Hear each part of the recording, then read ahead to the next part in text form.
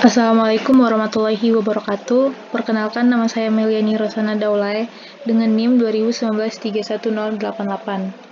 Nah, pada video kali ini saya akan menjelaskan sedikit mengenai praktikum Naive-Bayes.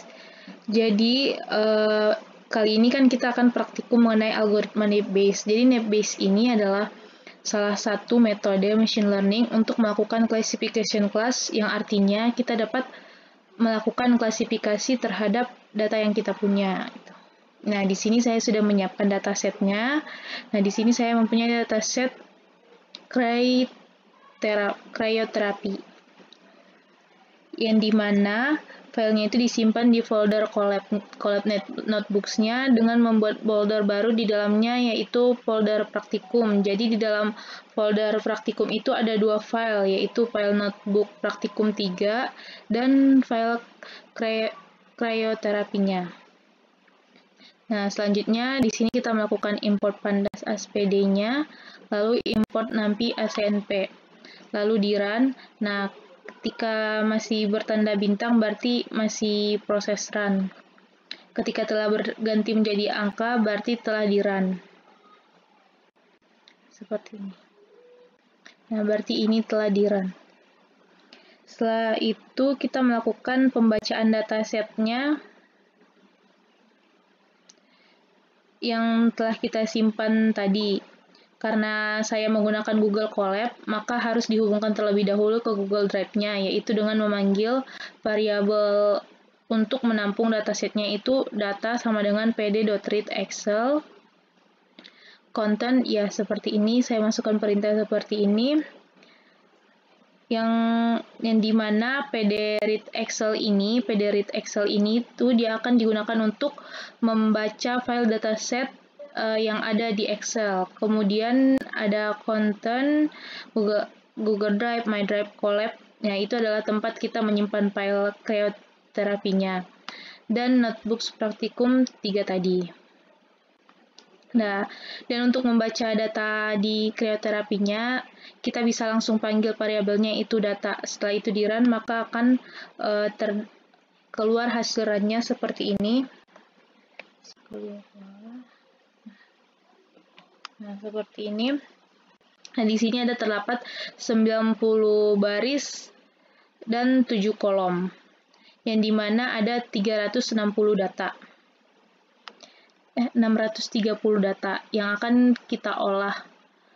Nah, jika ingin menampilkan data head ataupun data-data awal untuk membantu kita melihat apakah data yang ada itu sudah benar, nah, kita akan melakukan dengan cara data head buka kurung tutup kurung.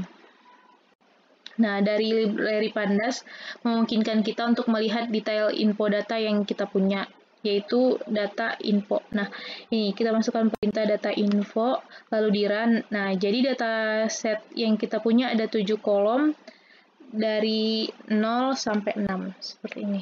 Setelah di run, lakukan seperti ini.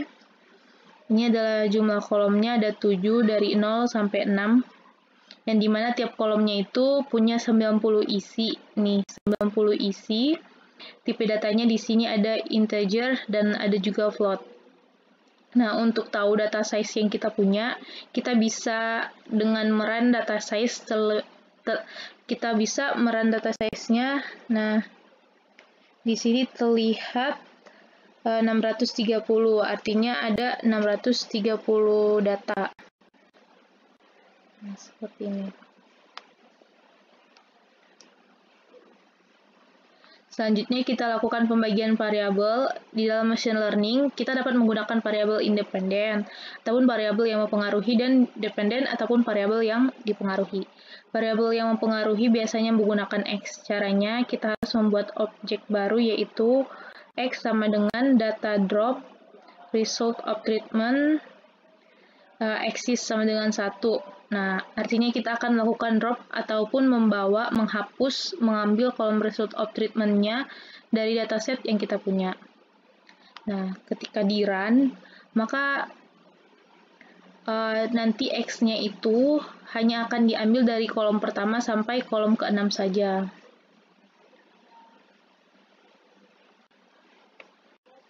Nah, seperti ini.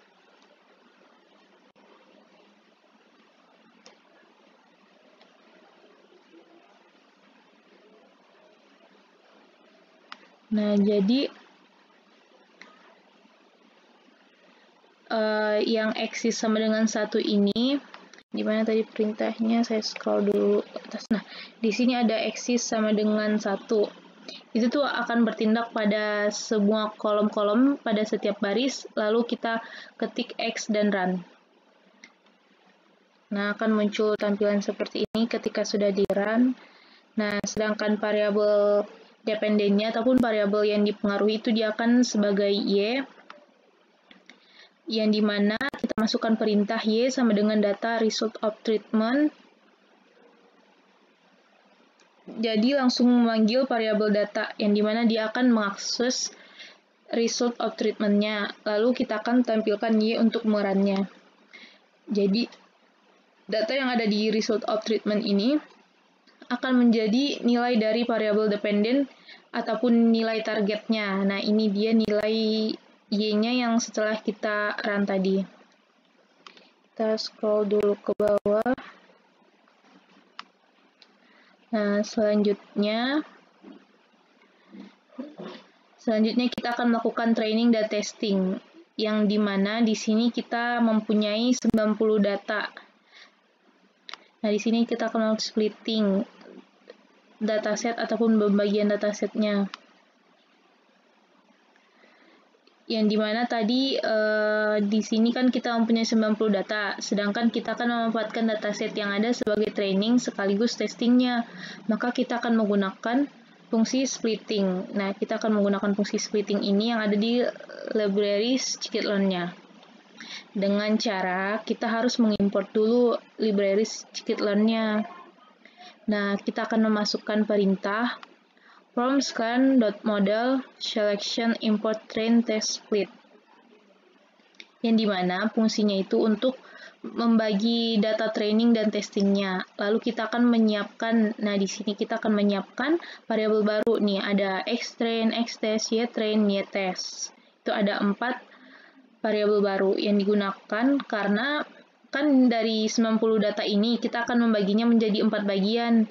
Menjadi data nih, kita akan membagi bagian data tadi menjadi 4 bagian, ada X, Y, test size, dan random set. Selanjutnya yang dimana di sini nih ada X. X ini tuh dia itu merupakan data yang ingin dibagi, yaitu 90 dataset. Nah, sedangkan Y-nya di sini, dia itu merupakan nilai yang ingin dibagi ataupun merupakan nilai targetnya itu sendiri. Sedangkan test size sama dengan 0,2 ini, yang ini dia artinya itu saya di sini kan mempunyai 90 data. Nah, saya ingin membagi 20% sebagai testing set dan 80%-nya itu sebagai training setnya. Nah, sedangkan random set sama dengan 1 ini, dia itu merupakan parameter yang dimana dia akan ketika kita run nanti secara berulang, dia tidak akan melakukan pembagian yang berbeda-beda. Nah, setelah itu kita akan melihat berapa sih dimensi dari xtrain dan xtest-nya ketika sudah dilakukan splitting data set tadi. Nah, di sini saya memasukkan perintah printf xtrain shape, yang ini kurung awal xtrain shape-nya dan printf xtest shape. Nah, seperti perintah tadi, kemudian kita run.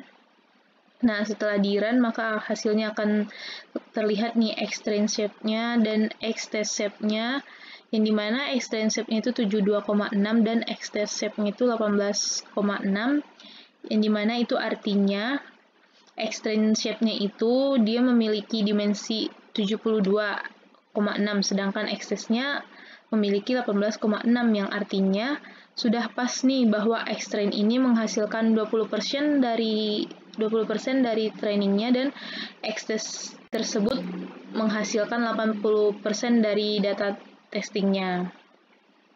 Nah, untuk melakukan training dan testing, nah di sini kita scroll dulu. Nah, selanjutnya kita akan melakukan training dan testing. Di sini saya memasukkan perintah from scan.navebase import Gaussian NB.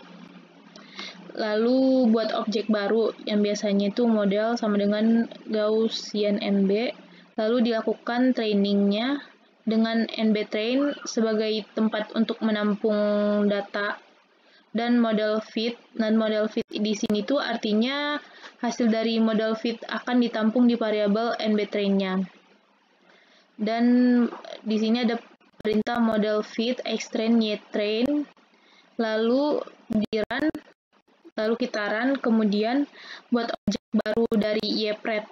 Nah, ypret ini kita buat objek baru sehingga kita masukkan ypret sama dengan NBTrain predict xtest.